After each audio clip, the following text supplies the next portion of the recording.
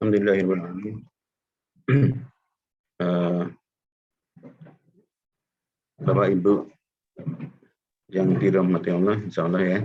Alhamdulillah, subuh hari ini kita ketemu lagi dengan Ustadz Farid Numan, meskipun secara online ya, karena Ustadz Farid kena positif lagi ya tadi ya. Tetapi alhamdulillah tidak terlalu berat gejalanya, ringan aja. Untuk lebih menjaga lebih aman, kita adakan secara online. Demikian Ustadz Farid, kami persilakan aja ya, kita mulai aja. Untuk hari ini kita akan membahas hadis yang ke-6 ya, dari Arba'in Nawawi. Nah, nanti ini tadi ya, nanti kita usahakan sampai setengah 7 aja. Jadi mungkin paparannya dari sekarang sampai jam 6.15 tadi ya, 6.15. Habis setelah itu kita adakan tanya jawab. Tadi ya. Ya, insyaallah. Bisa jadi co-host, Pak? Silakan Pak Wid. Bisa. Co-host atau share aja ya? Ya, saya yang share. Ya. Bismillahirrahmanirrahim. Assalamualaikum warahmatullahi wabarakatuh. Waalaikumsalam. Waalaikumsalam wabarakatuh. Innal hamdalillah hamdan katsiran tayyiban mubarakan fih kama yuhibbu rabbuna wa yarda. Asyhadu an la ilaha illallah wahdahu la syarika lah wa asyhadu anna Muhammadan abduhu wa rasuluhu la nabiyya ba'dah. Allahumma salli wa sallim ala nabiyyina Muhammad wa ala alihi wa sahbihi ajma'in. Wa qala alaihi salatu wassalam kama jaa fi sahihil Bukhari man yuridillahu bihi khairan yufaqihu fid din, amma ba'd. Bapak Ibu sekalian, a'aznallahu wa iyyakum, jamaah Masjid Salam dan sekitarnya. Alhamdulillah pada pagi hari ini kita bisa kembali bermuajahah dalam kajian rutin syarah hadis Arba'in. Insyaallah pada pagi hari ini kita sudah memasuki hadis yang ke-6, hadis yang bermuatan tentang perkara halal, haram, dan syubhat. Ya, kita lihat hadis ini. An Abi Abdillah, dari Abu Abdillah, ayahnya Abdullah. Ya, kita tahu ini kunyah atau julukan atas nama seseorang. An-Nu'man ibn Bashir radhiyallahu anhuma, dari Nu'man bin Bashir radhiyallahu anhuma. Nu'man bin Bashir ini sahabat Nabi junior, karena beliau baru dilahirkan di tahun kedua Hijriyah. Jadi tahun kedua Hijriyah atau 2 tahun setelah Rasul hijrah, dia baru lahir. Sementara Imam Bukhari mengatakan beliau dilahirkan pas di tahun Rasul hijrah. Ya, dengan kata lain, betapa beliaknya, betapa mudanya usianya ketika beliau mendapatkan hadis ini. Karena kita tahu Rasulullah wafat di tahun ke-10 Hijriyah. Berarti ketika Rasul wafat, usia Nu'man bin Bashir ini kisaran masih 9 tahun atau 10 tahun. Dan ini menunjukkan pula bolehnya kita mengambil berita dari anak kecil selama memang dia thiqah, selama memang dia kredibel untuk menyampaikan berita. Adapun Bashir atau Bishir, ayahnya ini merupakan sahabat Nabi juga dan termasuk Ahlul Badar, termasuk partisipan perang Badar. Itulah kenapa disebut dengan radhiyallahu anhuma. Semoga Allah meridhoi keduanya, yaitu Nu'man dan juga Bashirnya. Dan Nu'man bin Bashir ini merupakan gubernur ya di masa Khalifah Muawiyah. Beliau menjadi gubernur di daerah Kufah pernah juga menjadi hakim di daerah Damaskus dan juga di daerah Homs, dan beliau wafat dalam keadaan dibunuh oleh sekumpulan penduduk Hims atau Homs itu, lantaran beliau mengajak untuk melakukan perlawanan atau pemberontakan ya kepada penguasa saat itu, atau melawan Abdullah bin Zubair saat itu. Nah, ini selintas ya kehidupan salah satu sahabat ya periwayat hadis ini. Dan sedikit kita lihat beliau juga ikut masuk dalam konflik politik ya di masa-masa kurang lebih 2/3 awal abad pertama Hijriah antara orang-orang yang pro kepada Muawiyah dan yang anti kepada Muawiyah bin Abi Sufyan radhiyallahu anhuma. Ya, semoga ya Allah meridhoi para sahabat, kesalahan mereka tetaplah sebuah pelajaran buat kita untuk tidak mengulanginya. Namun kesalahan mereka tidak boleh sampai membuat kita menuduh mereka yang tidak-tidak, hingga sampai melupakan kita atas jasa-jasa dan kebaikan-kebaikan mereka. Beliau berkata, Sami'tu Rasulullah sallallahu alaihi wasallam yaqul. Aku mendengar Rasulullah sallallahu alaihi wasallam bersabda, Innal halala bayyin. Sesungguhnya yang halal itu jelas. Halal artinya kharij anil ihram, sesuatu di luar lingkup haram. Atau juga kadang disebutkan atau diistilahkan dengan mubah, yaitu hal-hal yang dibolehkan. Adapun bayyin jelas maksudnya adalah sharih, yaitu lugas, jelas, ya, tidak ada kabut, tidak ada gray area, tidak ada warna abu-abu, jelas, benderang. Wa innal harama bayyin, yang haram juga jelas. Adapun haram adalah kebalikan dari halal, yang jika dilakukan mendapatkan dosa, jika ditinggalkan dia berpahala. Bayyin sama dengan sebelumnya, sorihun, jelas. Wa bainahuma, dan di antara keduanya, maksudnya di antara halal dan haram, baik halal haram makanan, halal haram pakaian, halal haram perkataan, halal haram sikap, tingkah laku, perbuatan. Nah, di antara keduanya, halal haram ini, umurun mustabihat. Ada perkara-perkara, ada permasalahan, ada persoalan yang masuk kategori perkara yang mustabihat. Ya, sering diterjemahkan syubhat.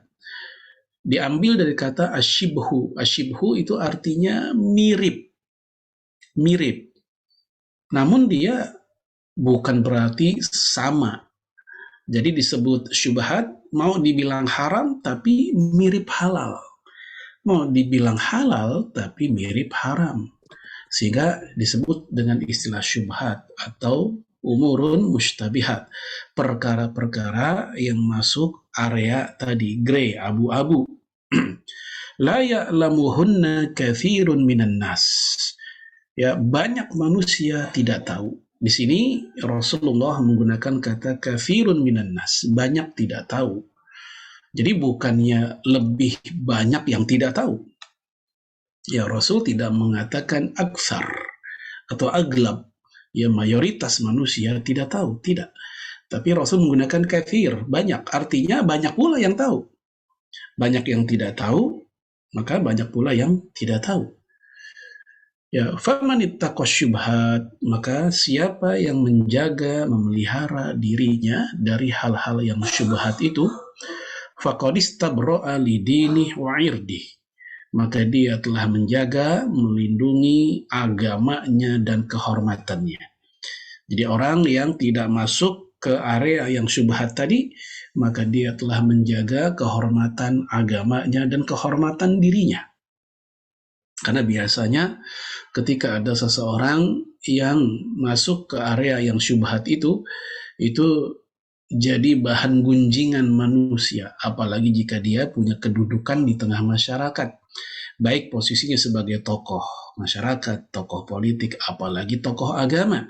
Dia masuk ke area syubhat, maka siap-siaplah kepribadiannya akan dijadikan bahan gunjingan. Agamanya pun, ya keyakinan, kualitas keagamaannya pun juga menjadi bahan gunjingan. Katanya ustadz, katanya orang pengajian, katanya ini, katanya itu, tapi kok, nah itulah orang yang menjauh dari perkara yang syubhat, maka dia relatif lebih aman dari ya terkoyak kehormatan dirinya, harga dirinya. Kemudian waman waqa'a fi syubhat waqa'a fil haram. Siapa yang terjatuh dalam perkara yang syubhat waqa'a fil haram, maka dia jatuhnya ke haram. Ya, karra'i yar'a haulal hima, bagaikan penggembala, ra'i penggembala yang sedang menggembala haulal hima, di sekitar batas, di sekitar pagar. Ya, di mana si penggembala ini nggak tahu, apalagi batas saat itu barangkali sifatnya imajiner. Dia nggak tahu lagi menggembala di sekitar batas, tahu-taunya hewan gembalanya atau dirinya telah melanggar atau melewati batas tersebut. Itulah bermain di syubhat seakan-akan seperti itu. Maka digambarkan tadi, waman waqa'a fi syubhat waqa'a fil haram. Siapa yang jatuh pada perkara syubhat, maka jatuhnya ke haram juga. Yushiku ayyaqa'a fi, hampir-hampir dia masuk ke dalamnya, yaitu masuk ke dalam perkara yang haram tadi. Ala wa inna likulli malikin hima, ketahuilah sesungguhnya setiap penguasa, setiap raja itu ada hima. Hima artinya pembatas, ya, artinya daerah yang menjadi teritorinya. Malik di sini merupakan ya Allah Subhanahu wa taala. Allah memiliki garis pembatas, memiliki hudud, batasan-batasan hukum-hukum, batasan syariat. Ala wa inna himallahi maharimuhu, ketahuilah batasan Allah adalah hal-hal yang dia haramkan. Ala, ketahuilah, wa inna fil jasadi mudghah, sesungguhnya di jasad ini ada segumpal daging. Idza salahat salahal jasadu kulluh, jika bagus daging ini, maka bagus pula seluruh jasad tersebut. Ya, wa idza fasadat fasadal jasadu kulluh, jika jelek itu daging, maka jelek pula ya jasad itu seluruhnya. Ala wahiyal qalb, ketahuilah itu adalah hati.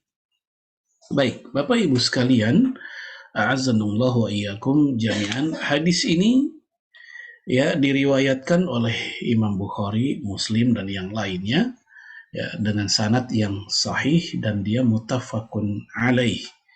Dan ini merupakan derajat kesahihan hadis yang paling tinggi ketika hadis diriwayatkan oleh syaikhan, dua syaikh yaitu Bukhari Muslim, atau termaktub dalam sahihain, dua kitab sahih yaitu Sahih Bukhari dan Sahih Muslim, maka ini merupakan ya tingkat kesahihan hadis yang tertinggi. Kemudian kita masuk pada kandungan hadis secara global. Yang pertama, hadis ini menyebutkan tentang 3 macam hukum. Walaupun kita tahu hukum di dalam Islam itu bukan hanya 3, bukan hanya halal, haram, syubhat, tapi juga di dalamnya ada makruh dan sunnah. Makruh sunnah ini ya tidak terbahas dalam hadis ini. Hadis ini hanya membahas 3 hukum. Yang pertama, yang jelas halalnya. Innal halala bayyin. Yang halal itu jelas. Ya seperti minum air putih, makan buah-buahan, memakai pakaian yang pantas dan menutup aurat, berbuat baik, berkata yang baik-baik. Ini yang jelas halalnya. Baik tanpa harus dijelaskan dalilnya. Ya secara naluriah manusia tahu ini perkara-perkara yang baik semua.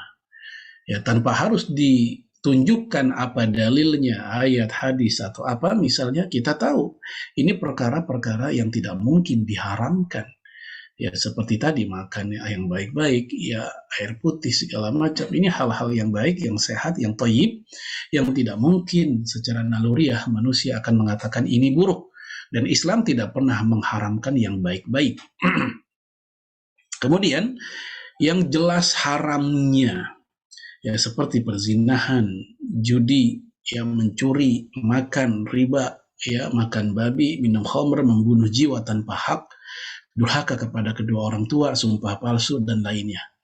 Di antara hal-hal ini ada yang sudah masuk kategori ya al-ma'lum minad-din bid-darurah, yaitu perkara dalam agama ini yang sudah aksiomatik, yang sudah jelas. Seperti keharaman zina, keharaman judi, mencuri, makan babi, khamr, dan seterusnya. Ini al-ma'lum minad-din bid-darurah. Apa itu maksudnya? Itu sesuatu yang tanpa usah dijelaskan secara bertele-tele, orang sudah tahu apa hukumnya. Ya, baik orang pelosok, orang kota, orang awam, orang cendekianya, anak kecil hingga orang dewasanya, ya mereka faham tentang kedudukan hal-hal ini. Ini semua bayin, jelas haramnya. Yang ketiga, yang masih samar. Hukum yang masih samar di antara keduanya, yaitu yang tadi umurun mustabihat, perkara-perkara yang gray area tadi. Kenapa bisa ada? Kenapa bisa terjadi? Ini terjadi karena dalilnya ada, tapi multi tafsir. Ya, dalilnya ada, tapi multi tafsir. Ya, bagi sebagian orang, sebagian ulama, ini maknanya mengarah ke apa? Ulama yang lain memahaminya tidak demikian, tapi mengarah ke yang lain. Atau maknanya jelas, tidak multitafsir, ternyata sanadnya lemah, periwayatannya tidak kuat, sehingga dia tidak cukup menjadi hujjah tentang sebuah hukum halal haram. Ya, karena untuk riwayat yang dhaif atau lemah, yang para ulama masih restui hanyalah pada fadhailul a'mal. Itu pun tidak semua ulama setuju. Adapun untuk akidah, untuk halal haram, periwayatannya harus kuat. Nah, walaupun teksnya jelas mengarah pada satu hukum, baik halal atau haram, namun dia secara dalil atau kekokohan riwayat lemah, maka ini bisa jadi memunculkan yang namanya syubhat. Ya. Atau kuat riwayatnya, namun tidak jelas dan lugas kemana maksudnya. Nah, inilah di antara sebab munculnya syubhat. Nah, Bapak Ibu sekalian, para ulama kita berbeda pandangan apakah syubhat itu masuk kategori halal atau haram, ataukah dia hukum tersendiri. Ya, mayoritas ulama mengatakan syubhat itu masuk kategori hukum sendiri. Ya, biasanya yang sudah yang kita pelajari, kita memahami syubhat itu ya di luar halal, di luar haram, dia hukum tersendiri. Tapi ternyata para ulama berbeda pandangan. Nah, dari mana bedanya? Kita kembali ke hadis tadi. Silakan dilihat di sini. Ya, itu pada kalimat la ya'lamuhunna katsirun minan nas. Ya, banyak manusia yang tidak tahu. Nah, ini menunjukkan bahwa syubhat itu ya area hukum sendiri. Sebab kalau seandainya dia halal, maka orang ya nggak usah ada lagi kalimat banyak manusia tidak tahu. Pasti manusia sudah tahu kalau seandainya memang dia halal. Karena tidak mungkin sesuatu yang halal, Rasulullah alaihi salatu wassalam tidak menjelaskannya. Ya, oleh karena itu, ini menunjukkan bahwa syubhat itu area hukum tersendiri. Banyak manusia yang tidak tahu. Ya, dan sebagaimana banyak manusia pula yang tahu. Adapun kalau halal, ya manusia umumnya tahu. Sebagaimana haram, umumnya manusia tahu. Adapun mereka yang mengatakan bahwasanya syubhat itu haram. Dari mana dalilnya? Dari kalimat wa man waqa'a fi syubhat waqa'a fil haram. Siapa yang terjerumus pada syubhat maka jatuhnya haram. Maka kalimat ini menunjukkan syubhat itu haram. Ya. Nah, pendapat yang tadi, yang satu lagi yang mengatakan bahwa syubhat itu halal. Loh, dari mana? Yaitu dari kalimat karra'i yar'a haulal hima, bagaikan gembala yang sedang menggembala di sekitar pagar. Jadi masih sekitar pagar, belum nembus. Dia belum masuk, masih di luar. Dan kita sudah bahas tadi, definisi halal adalah kharij minal ihram, yaitu di luar area haram. Nah, ketika dia masih sekitar pagar, berarti belum masuk. Oleh karenanya, dia masuk kategori halal. Jadi ada 3 pendapat para ulama tentang syubhat itu masuk kategori halal, haram, atau hukum tersendiri. Dan mayoritas ulama mengatakan dia merupakan jenis hukum tersendiri. Namun, konsekuensi hukum dari syubhat tetap hati-hati, sebab berlama-lama dalam syubhat, ya tidak hati-hati dalam syubhat, maka dia akan khawatir jatuhnya ke haram, sebagaimana tadi gembala yang tidak tahu batasan, yushiku ayyako afih, hampir-hampir dia masuk ke dalamnya. Yang kedua, hadis ini membicarakan tentang ya anjuran menghindari syubhat, sebab sangat mungkin akan jatuh ke yang haram. Ya, demi menjaga kehormatan agama, dan ini hak Allah, dan demi menjaga kehormatan dirinya, nama baik dirinya, ini terkait akhlak seseorang terhadap dirinya di hadapan manusia. Bapak Ibu sekalian, a'azanallahu wa iyyakum, kita ambil contoh, yaitu ketika Rasulullah Shallallahu Alaihi Wasallam ditanya oleh salah satu sahabatnya yang berburu dengan menggunakan anjing buruan. Kisah ini ada dalam Sahih Bukhari. Jadi sahabat ini bercerita ketika dia sedang berburu, dia lepas anjing buruannya dengan membaca bismillah. Ya, lalu anjing itu pun lari mencari mangsa, lalu sahabat ini pun mengikutinya. Nah, ternyata itu anjing sudah mendapatkan mangsanya. Dan itu mangsa sudah tergeletak. Tapi saat yang bersamaan, sahabat ini melihat ada anjing yang lain ada di situ. Nah, muncullah ya kebingungan, ya tanda tanya dari sahabat ini, siapa yang menerkam ya mangsa tersebut? Apakah anjing yang dia lepas pakai bismillah tadi, ataukah anjing yang lain yang juga ada di situ? Nah, karena dia tidak melihat langsung kejadiannya, ya bisa jadi yang memang menggigit mangsa tersebut adalah hewan anjing buruannya, atau bisa jadi memang anjing lain. Nah, 2 kemungkinan ini sama-sama ada peluang. Nah, disinilah letak syubhatnya. Nah, ketika dia bertanya kepada Rasul bagaimana sikapnya, tetap Rasulullah Shallallahu Alaihi Wasallam memerintahkan dia untuk jangan diambil, gak usah. Nah, ini kita lihat, Rasul mengajarkan tolak yang syubhat. Walaupun tidak langsung dikatakan haram itu, namun Rasul tetap memilih yang hati-hati. Kasus kedua, Bapak Ibu sekalian, a'azanallahu wa iyyakum, dalam hadis Bukhari, Rasulullah alaihi salatu wassalam punya adik ipar namanya Abdu bin Zum'ah. Ya, dia merupakan adik dari istri Rasul bernama Saudah. Nah, Abdu bin Zum'ah ini adik ipar Rasul, ceritanya berdebat tentang kedudukan seorang anak laki-laki yang direbutkan oleh Abdu bin Zum'ah ini dengan Sa'ad bin Abi Waqqas. Kata Sa'ad bin Abi Waqqas, anak laki-laki ini adalah adik kandung saya, karena dia lahir di kasur ayah saya. Abdu bin Zum'ah mengklaim bukan, itu adik kandung saya. Kenapa? Lihat mukanya mirip sama saya. Ya, dia mukanya mirip dengan saya. Mohon maaf, dia lahirnya di kasur ayah saya. Sementara kata Sa'ad bin Abi Waqqas, dia abang saya, dia adik saya karena dia wajahnya mirip saya. Ya, jadi alasan Sa'ad bin Abi Waqqas adalah karena anak tersebut wajahnya mirip ya dengan Sa'ad bin Abi Waqqas.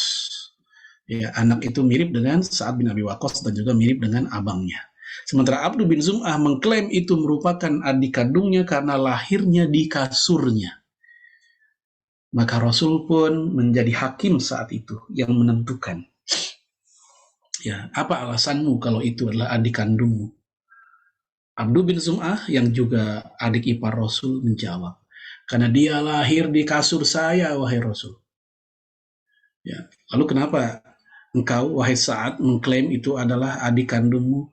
Oh, karena tampangnya mirip sama abang saya, mirip sama saya juga. Nah, ternyata Rasulullah memutuskan bahwa itu adalah adik kandung dari Abdu bin Zum'ah. Ya, kenapa? Karena kalau masalah mirip itu belum jaminan adik kakak. Betapa banyak orang yang mirip tapi dia nggak ada hubungan apa-apa kan. Ya, tapi karena yang Abdu bin Zum'ah, dia alasannya dia lahir, si anak ini saya tahu lahir di kasur ayahnya, maka dia yakin ini adiknya. Maka Rasul mengatakan itu adikmu. Nah, ternyata apa yang Rasul lakukan? Walaupun itu dianggap adik dari Abdu bin Zum'ah, berarti apa kalau adik? Berarti kan masuk kategori adik ipar. Adik ipar Rasul juga.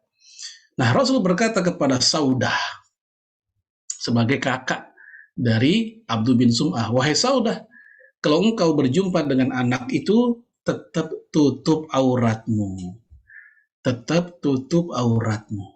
Loh, bukankah dihitungnya si Saudah ini radhiyallahu anha sebagai kakak ya kepada si adik tersebut?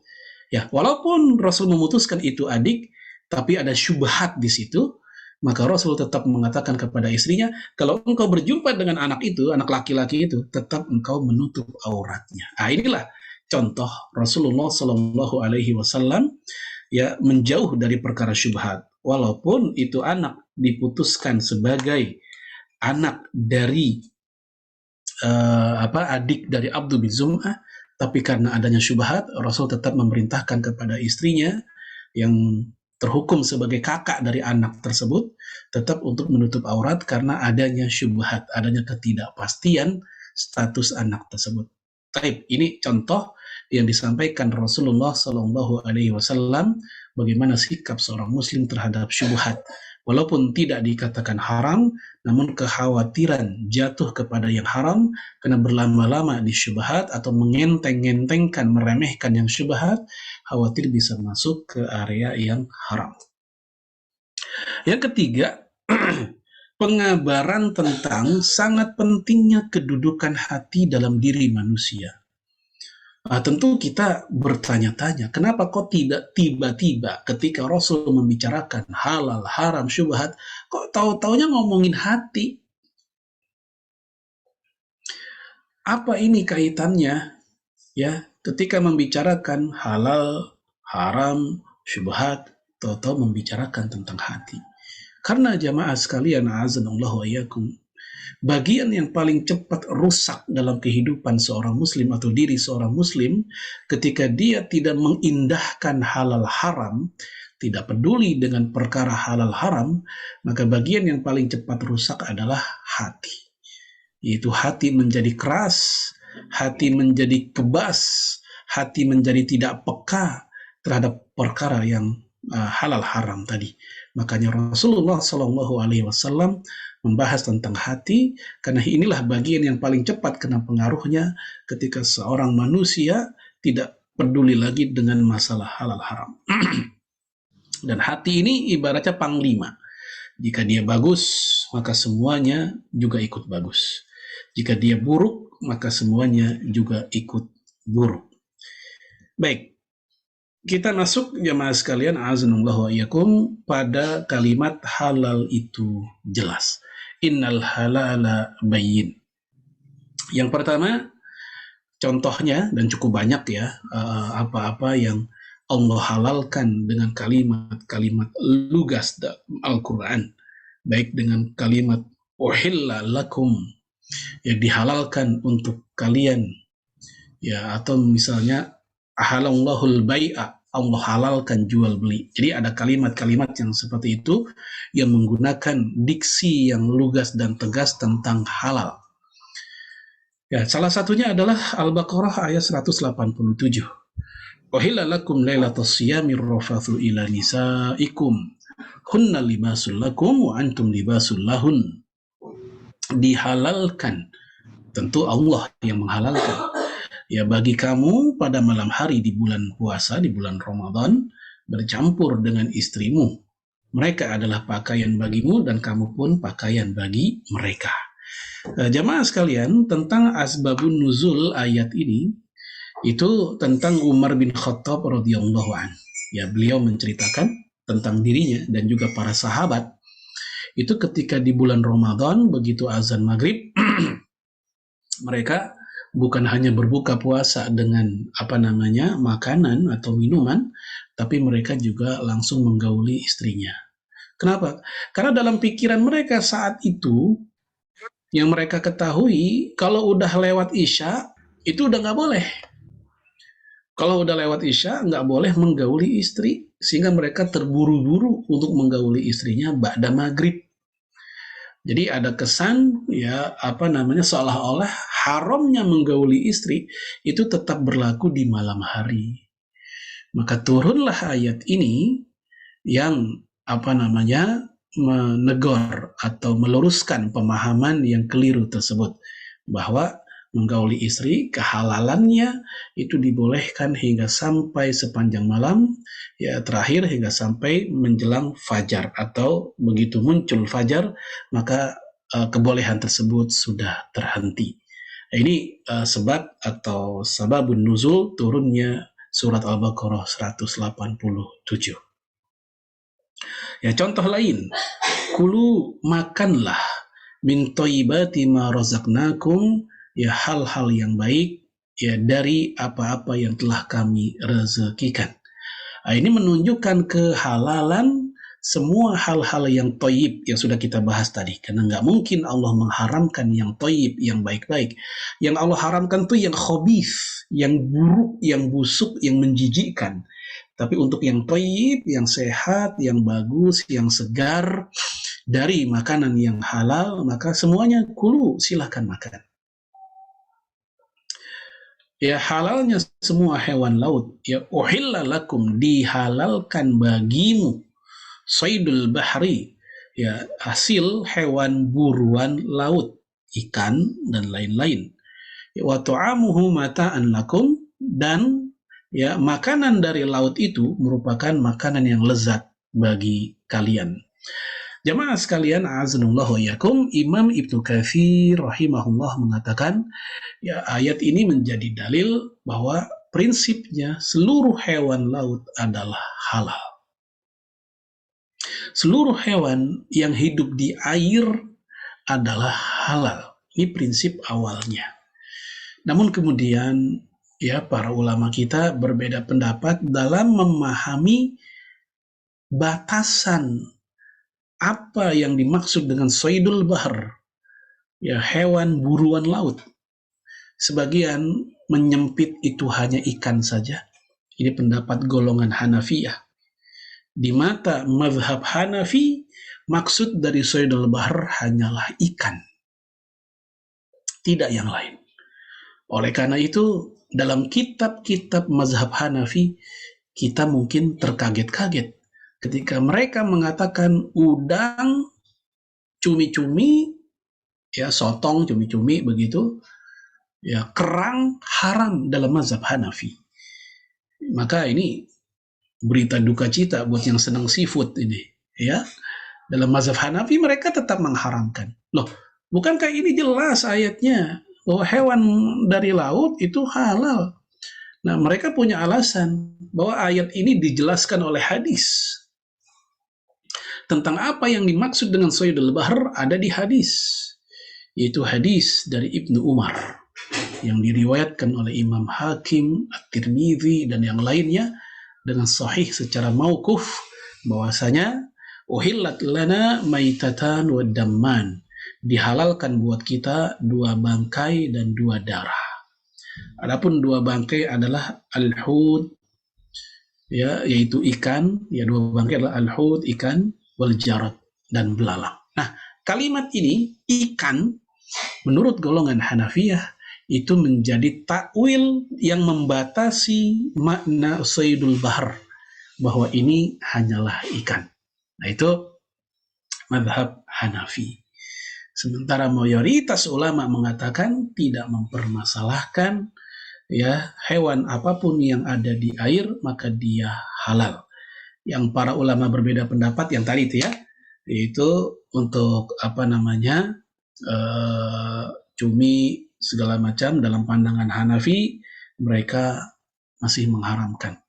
Ya, kalau ikan sepakat semua ulama nggak ada khilafiyah itu.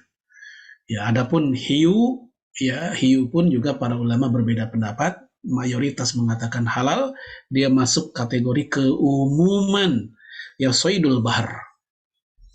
Adapun tentang hiu ini buah segala macam, ya maka itu dimaksudkan jika konteksnya di darat. Adapun ketika dia di air, maka dia pengecualian sesuai dengan kaidah hamlul mutlak alal muqayyad. Dalil yang khusus itu lebih dilihat dibanding dalil yang umum. Secara umum, hewan yang bertaring haram, hewan yang buas haram.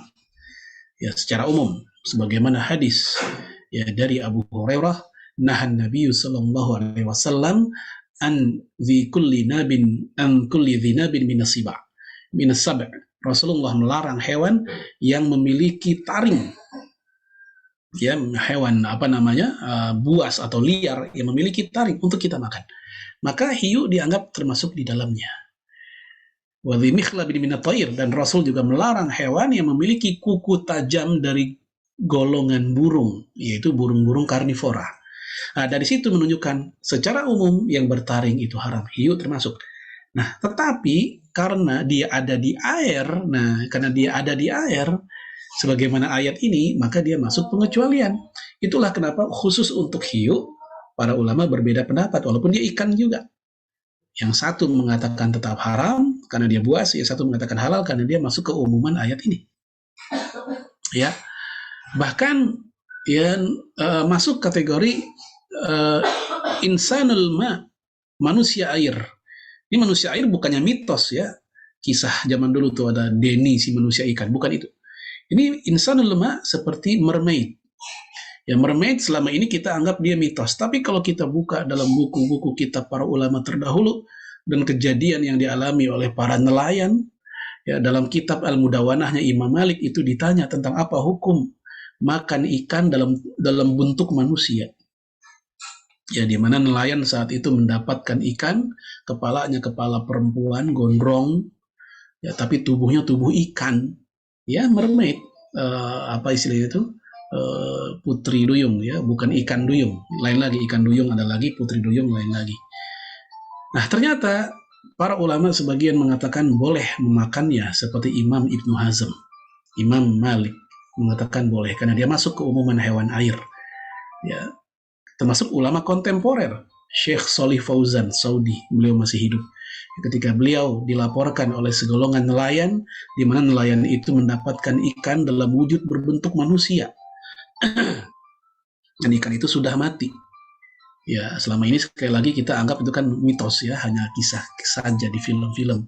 Ternyata ada kasus-kasus para nelayan mendapatkannya, dan ternyata udah 13 abad yang lalu para ulama kita membahas fikih memakan putri duyung.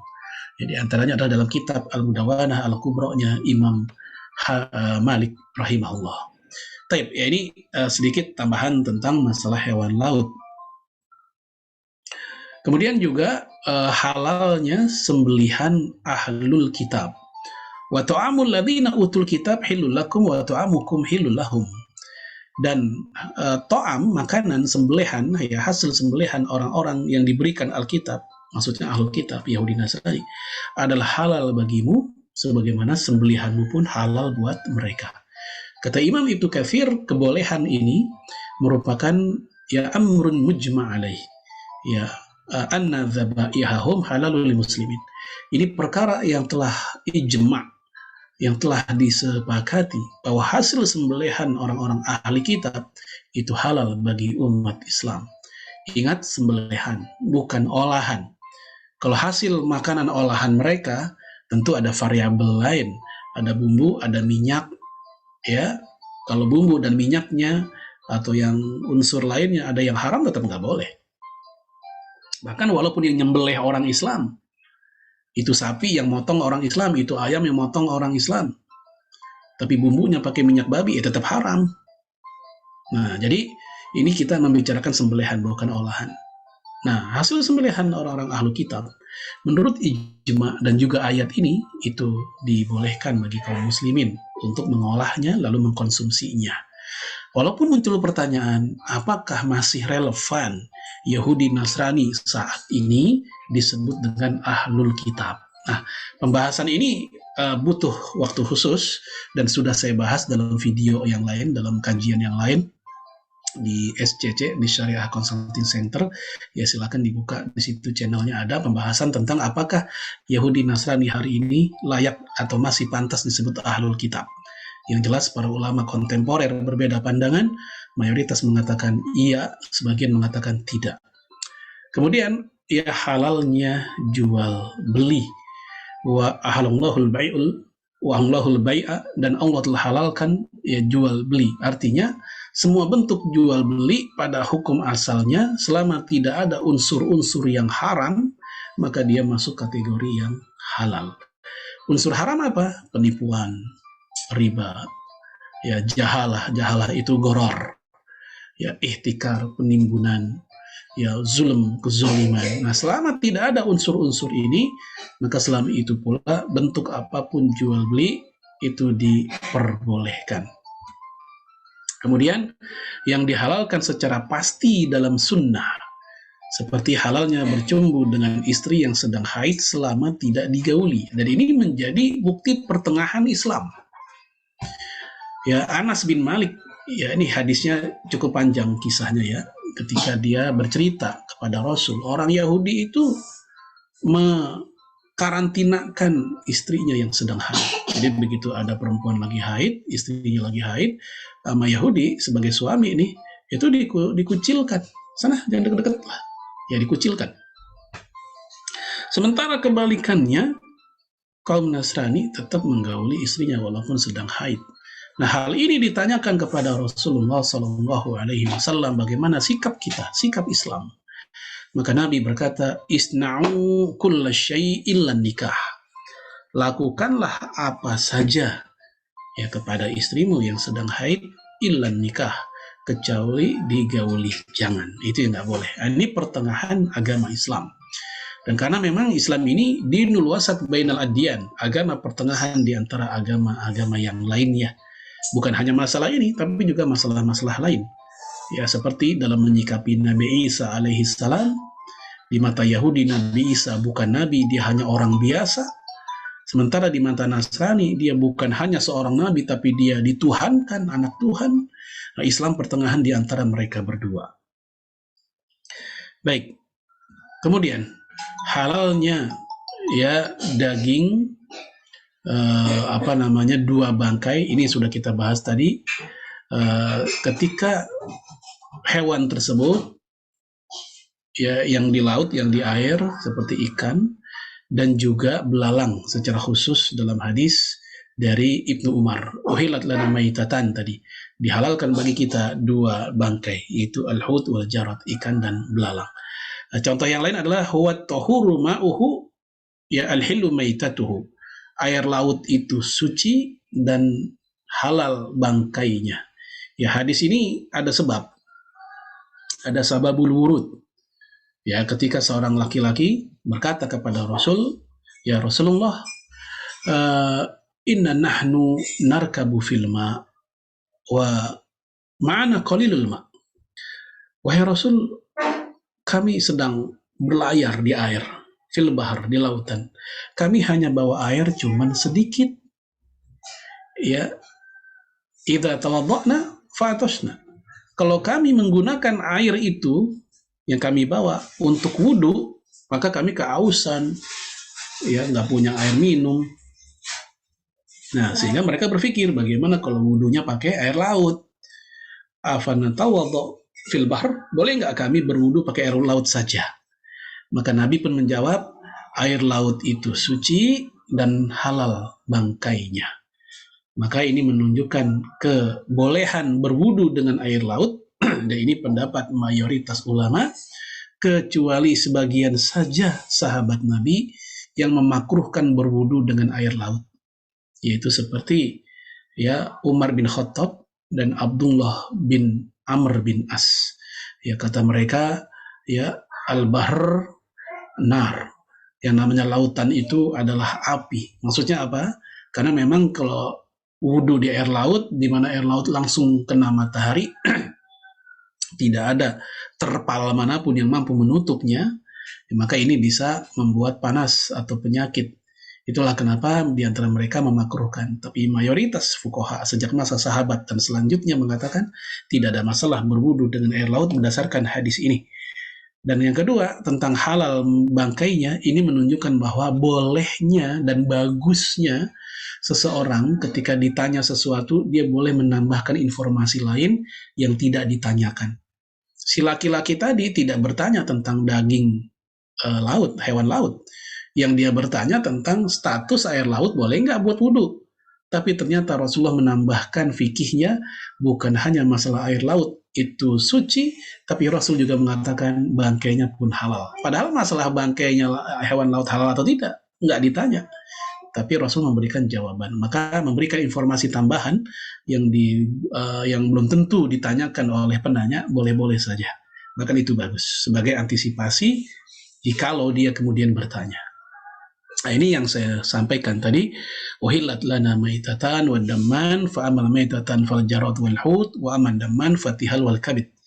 Dihalalkan bagi kami, bagi kita umat Islam, 2 bangkai dan 2 darah. Adapun 2 bangkai yakni belalang dan ikan, dan 2 darah hati dan limpa.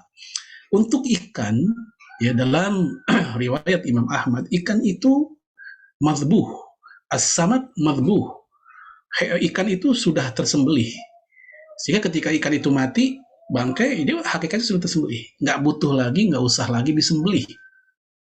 Berbeda dengan hewan darat. Ya, hewan darat ya tentu mesti diadzaka, mesti dia disembelih. Kalau tidak disembelih atau tidak sesuai aturan Islam cara penyembelihannya, maka dia masuk kategori bangkai. Nah, jamaah sekalian, belum lama kita sempat dihebohkan dengan status daging sapi, daging sapi yang dia bukan berasal dari daging sapi hidup, tapi merupakan proses lah ya secara ilmiah, ya diambil mungkin selnya ya dari daging juga, ya kayak di cloning begitu, kemudian menjadi daging. Nah, boleh nggak ini dimakan?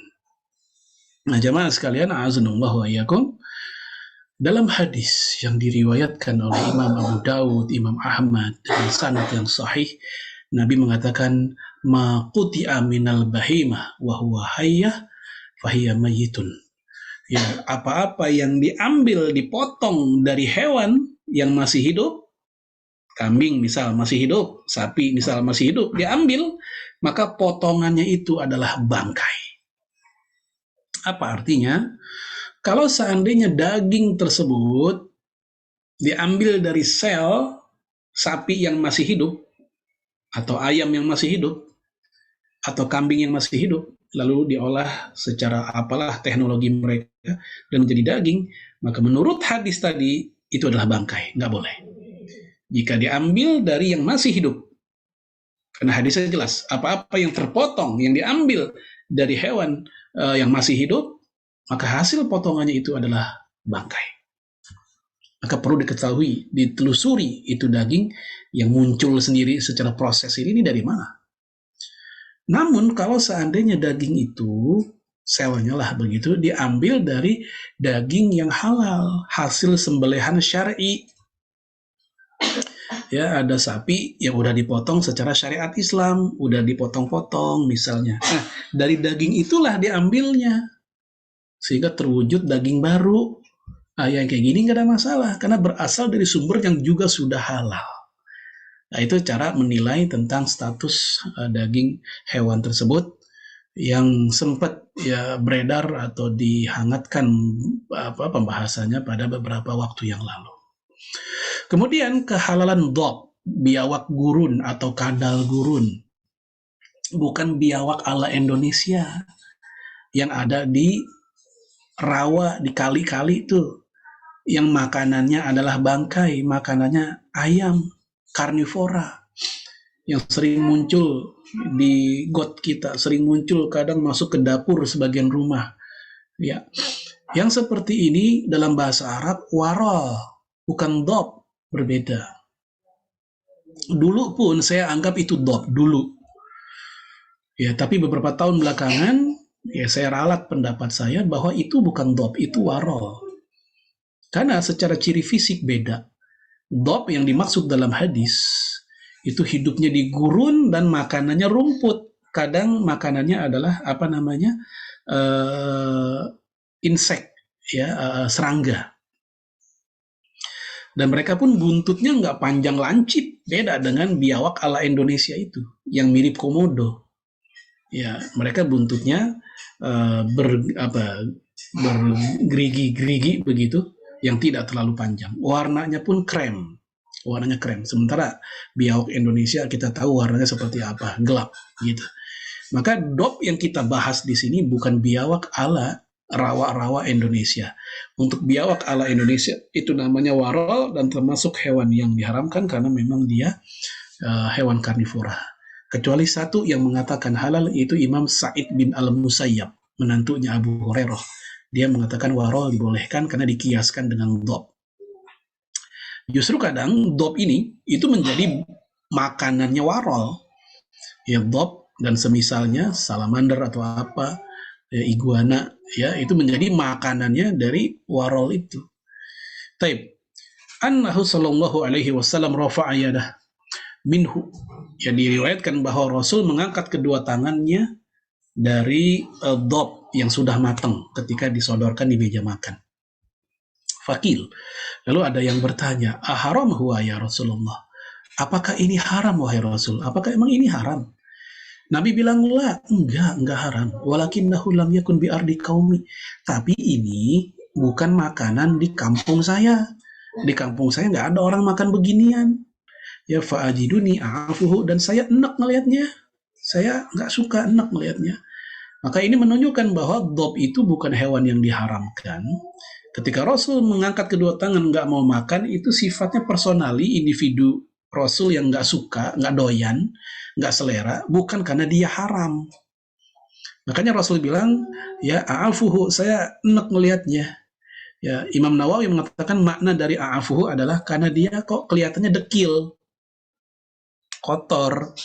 Ya, walaupun itu dob sudah dihias pakai paprika, pakai tomat, biawak pesmol. Wah, ikan pesmol kita tertarik gitu kan, bangkit keinginan selera makan. Tapi kalau biawak pesmol, siapa yang bangkit begitu? Tapi jemaah sekalian, ini contoh penghalalan dalam sunnah yang jelas-jelas Rasul katakan, la, tidak haram. Ya. Kemudian yang dihalalkan karena tidak ada dalil yang mengatakan haram. Nah, ini pernah saya bahas di perjumpaan yang lain. Ya, ada hal-hal yang memang dia tidak ada ayat atau hadis yang membicarakannya. Karena itu bara'atul asliyah, kembali ke hukum asli, segala sesuatu hukumnya adalah halal. Berdasarkan surat Al-Baqarah ayat 29, huwallazi khalaqalakum ma fil ardi jami'a. Dialah Allah yang menciptakan apa-apa yang ada di muka bumi ini, semuanya jami'a, itu untuk kalian. Nah, dari situ ya para fuqaha, para usuliyun mengatakan bahwasanya di dunia ini, di muka bumi ini, antara halal dan haram lebih banyak halal, antara suci dan najis lebih banyak suci. Sebab ketika semua diciptakan buat kita, itu sudah menjadi tanda halal dan suci lebih banyak dibanding haram dan najis. Sebab tidak mungkin ketika semua diciptakan buat kita, kok ternyata lebih banyak haramnya. Katanya buat kita, kok kebanyakan haramnya. Baik, kita lihat penjelasan dari Imam Asy-Syaukani. Nah, ini beliau mengutip dari Ibnu Kaisan, Tawus bin Kaisan, salah satu ulama di masa tabi'in. Ya, beliau berkata, wa fihi dalilun ala anna al-asla fil asya' al-makhluqa al-ibaha hatta yakuna dalil yadullu ala an-naqli an hadzal asl wala farqa bainal hayawanat wa ghairuha mimma yantafi bihi min ghairi dharar. Ayat ini menjadi dalil bahwa hukum asal segala sesuatu ciptaan ya makhluk atau apapun adalah mubah sampai tegaknya dalil lain yang menunjukkan perubahan dari hukum asal ini. Nah, tidak ada perbedaan mau masalah hewan atau yang lainnya dari apa-apa yang membawa manfaat bukan mudarat kerusakan. Jadi kalau membawa doror kerusakan bahaya itu yang terlarang. Ya, walaupun tidak ada dalil yang mengatakan halal haramnya, tapi dia bisa bikin bahaya, tetap terlarang. Contoh kayak misalnya hewan laut tadi ya, yang sudah kita bahas, hewan laut walaupun tidak ada misalnya secara khusus ini halal haram, tapi ternyata ini hewan bahaya nih. Ada ikan yang kalau kita makan si pemakannya bisa keracunan. Saya lupa apa nama ikannya itu. Nah kalau dimakan bisa bikin keracunan. Nah, walaupun ini hewan air yang uhilla lakum saydul bahr tadi, tetapi dia bisa membahayakan nyawa si pemakannya. Maka yang seperti ini tetap terlarang karena la dharar wa la dirar, jangan mencelakai diri sendiri dan jangan mencelakai orang lain. Tapi mohon maaf belum semua kita bahas ya, tapi tadi sudah disepakati dengan moderator bahwa kita hanya sampai 6:30. Materi sampai jam 6:15 ya. Kita lanjutkan saja dengan diskusi. Saya kembalikan ke Pak Munajah. Hadanallahu wa iyyakum ajma'in. Assalamualaikum warahmatullahi wabarakatuh. Waalaikumsalam. Saya mengucapkan atas syarah hadis ke-6 Arba'in Nawawi. Baik Bapak Ibu, silakan kalau ada yang mau bertanya. Oh, ini udah ada yang raise hand ya. Abu Azmi. Silakan. Assalamualaikum Ustaz. Waalaikumsalam warahmatullahi wabarakatuh. Alhamdulillah. Kangen offline. Ustaz mau nanya Ustaz, kalau misalkan kita sudah safar ya ke negeri-negeri yang non Muslim, misalkan ke India atau ke Eropa, taruhlah misalkan ke India ya, itu kan negeri dalam tanda kutip banyak kaum syiriknya ya. Nah, gimana kalau kita misalkan makan di hotel kayak gitu, tetapi makanan-makanan yang dalam tanda kutip secara dohirnya halal gitu ya, kayak daging sapi kayak gitu. Tapi kan kita nggak tahu dia disembelihnya seperti apa kayak gitu. Itu bagaimana kita menyikapinya? Terima kasih Ustaz. Assalamualaikum. Oh iya. Waalaikumsalam warahmatullahi wabarakatuh. Tadi saya heran. Ya, di India makan sapi ini agak jarang juga nih. Biasanya di sana sapi itu sangat dimuliakan, nggak boleh dipotong biasanya. Tapi ya, anggaplah hewan lain ya, ayam atau kambing yang kita lihat dijual, diperdagangkan, diolah di restoran-restoran di negeri-negeri non-Muslim. Memang ini perlu kita rinci dulu. Pertama, kalau kita datang ke negeri-negeri non-Muslim tapi ahlul kitab, maka ini relatif agak lebih lapang sebenarnya.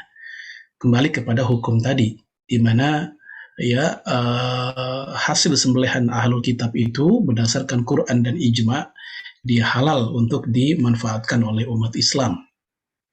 Dan kita pun tidak dibebani untuk mengkorek-korek lebih jauh tentang ya status makanan tersebut dikala memang tidak ada berita yang pasti tentang keharamannya. Berbeda jika memang sudah ada beritanya, maka tetap radar kehati-hatian lebih kita utamakan dibanding ya kita makan di tempat-tempat seperti itu, walaupun di negeri ahli kitab. Memang kaidahnya begini, jika sebuah daerah rata-rata adalah Muslim, walaupun kita nggak lihat bagaimana proses penyembelihan, baik sangkanya, maka penyembelihannya syar'i. Maka kita nggak dibebani untuk nanya status ayam goreng di warteg atau nasi padang.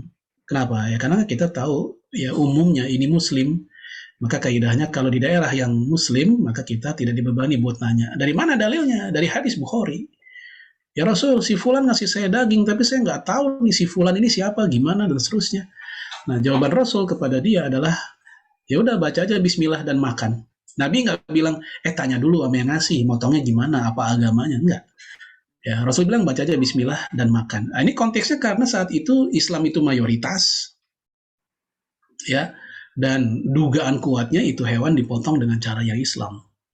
Nah, adapun di daerah-daerah yang kita minoritas, yang mayoritas non-muslim, kembali ke kaidah tadi, kalau ahli kitab dia masih dibolehkan jika memang belum ada berita bahwa itu tempat atau itu hasil makanan sembelihan itu haram atau syubhat, maka kembali ke hukum asal tadi, dan kita tidak dibebani untuk menanyakannya.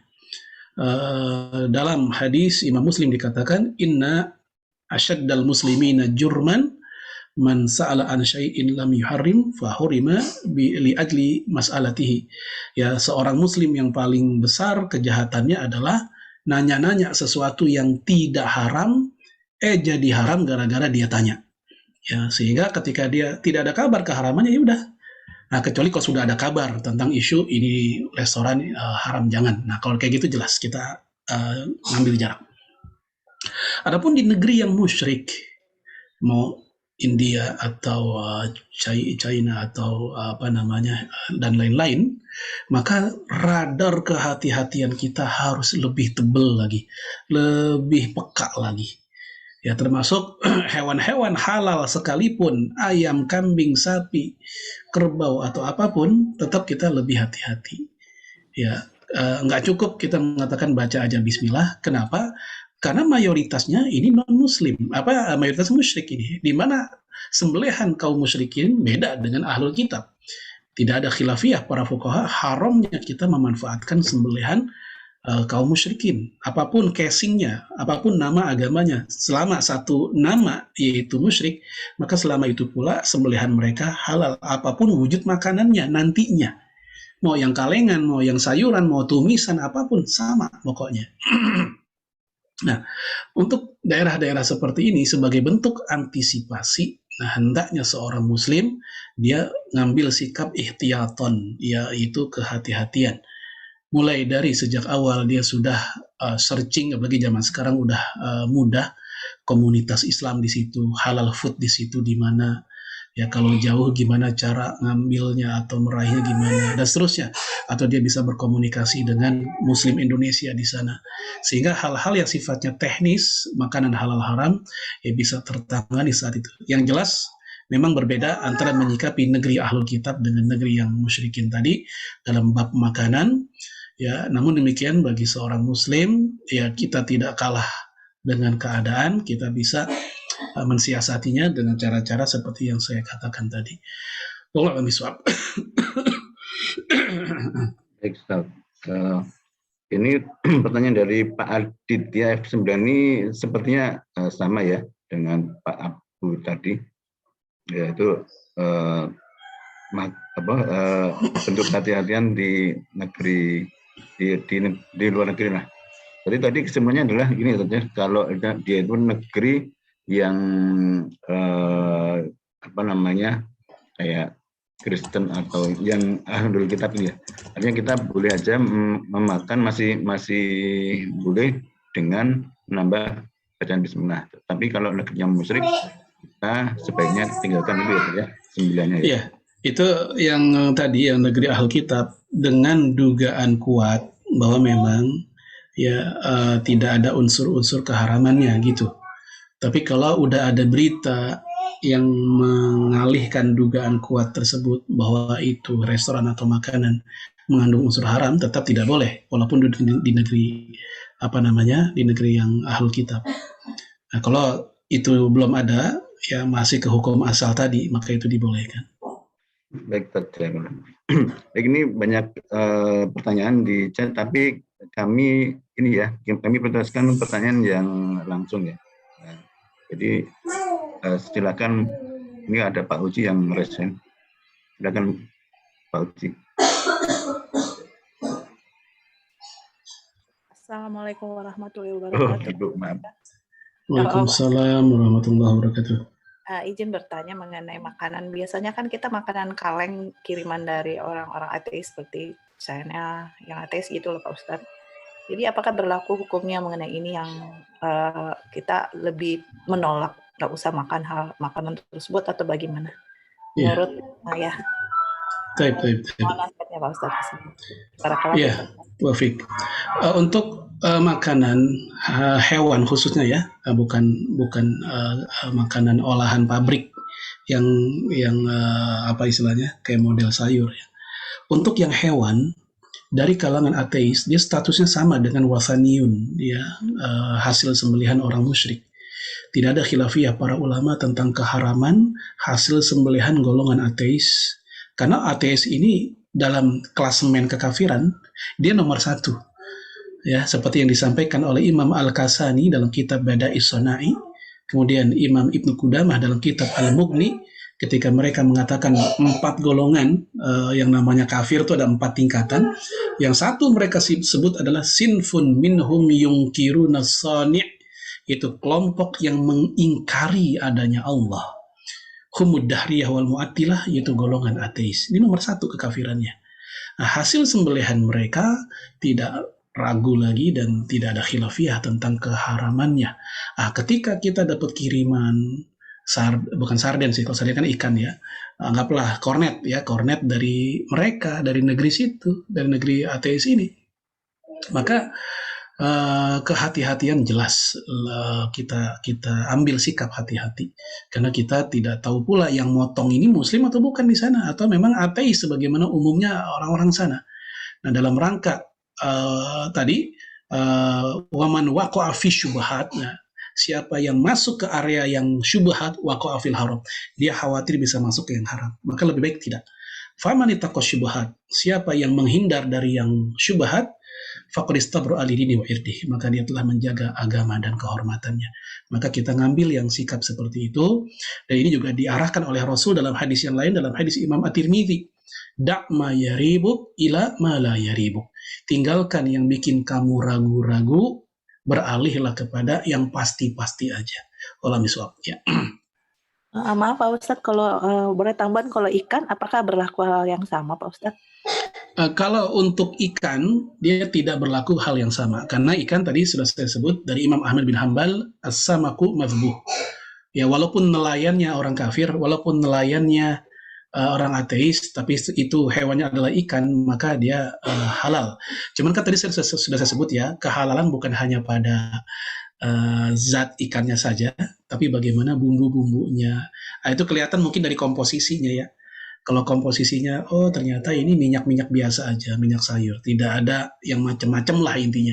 Maka kalau kita yakin itu komposisinya halal-halal saja, dan ikan pun juga ini hewan yang halal, walaupun nelayan yang orang kafir, yang orang kafir, ateis, maka dia kembali ke hukum asal ikan tadi. Ya. Baik, ini tambah lagi pertanyaan, tapi sepertinya waktu sudah habis ya. Ini mungkin sebenarnya ada pertanyaan yang dari awal tadi ya, yang menanyakan kalau bulu kucing itu kalau lepas dia, ini pertanyaan sih halal suci atau halal? Harusnya kan suci atau ini najis ya? Iya. Baik, Rasulullah alaihi salatu wassalam pernah ditanya tentang status kucing. Bukan status kotorannya ya, atau kencingnya, bukan. Tapi hewan kucing itu sendiri. Lalu kata Abu Qatadah, ya, Rasul menjawab, innaha laisat bi najasin. Kucing itu tidak najis. Innama hiya minat tawafin alaikum. Kucing itu hewan yang tawaf. Tawaf itu ngiter di sekitar kamu. Ya emang di rumah kita ada, di rumah tetangga ada gitu. Sehingga dia kalau dikatakan najis, mungkin dia akan memberatkan manusia. Oleh karena itu ketika kucing tidur di mana gitu, kemudian menyisakan bulu-bulunya, ya mungkin kotor ya, kita bersihin aja. Tapi apakah itu disebut najis? Maka umumnya para fuqaha mengatakan tidak. Ya, bahkan Rasulullah Shallallahu Alaihi Wasallam pernah berwudu dengan air yang sempat diminum oleh kucingnya. Ada air nih di bejana, terus ada kucing yang minum di situ. Nah, Rasul pernah wudu di situ. Ya, sehingga mayoritas fuqaha mengatakan tidak apa-apa berwudu dengan air bekas yang diminum oleh kucing. Ya, saya akan bacakan di sini Ya, dari Imam Ibnu Abdil Bar, wa fihi annal hirra laisa binajasin ma syariba minhu. Ya, dari hadis ini menunjukkan bahwa apa-apa yang diminum oleh kucing, ya lihat, apa-apa yang diminum oleh kucing, ya, laisa binajasin, tidak najis. Nah, itu padahal langsung kena liur kucing itu. Maka logikanya, apalagi sekedar bulunya, maka ini menunjukkan bahwa yaitu bukan najis. Yang najis yang mana? Yaitu kotorannya, baik kencingnya atau kotorannya. Wallahu a'lam. Ya. Baik, Ustaz. Masih ada pertanyaan, tapi rasanya sudah cukup ya untuk pagi ini. Nanti kalau ada pertanyaan mungkin bisa lewat majelisnya Ustaz Farid. Apa tadi namanya, Ustaz, yang di Majelis Indahnya Berbagi. Yang indahnya berbagi ya. Mungkin bisa saya infokan apa ininya, linknya. Ya, insyaallah. Ya. Baik, nanti kalau masih ada pertanyaan bisa disampaikan waktu itu. Linknya bisa aja nanti saya tanyakan ya. Nanti kalau saya dapat dari Ustaz, insya Allah bisa saya bukan ke grup. Dan sama ini Tat, ada yang nanya untuk materi ini apakah bisa di-share ininya ya Tat ya? Boleh. Ya. Insya Allah nanti saya kirim ke panitia. Ya, nanti kalau ada yang butuh silakan kami gitu ya.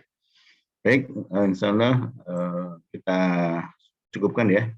Kita sempurnakan kajian pagi ini kita tutup dengan doa penutup majelis. Subhanakallahumma wa bihamdik. Asyhadu an la ilaha illa anta astaghfiruka wa atubu ilaik. Assalamualaikum warahmatullahi wabarakatuh. Waalaikumsalam warahmatullahi wabarakatuh. Bapak Ibu, amin, sama-sama semua pamit dulu. Assalamualaikum.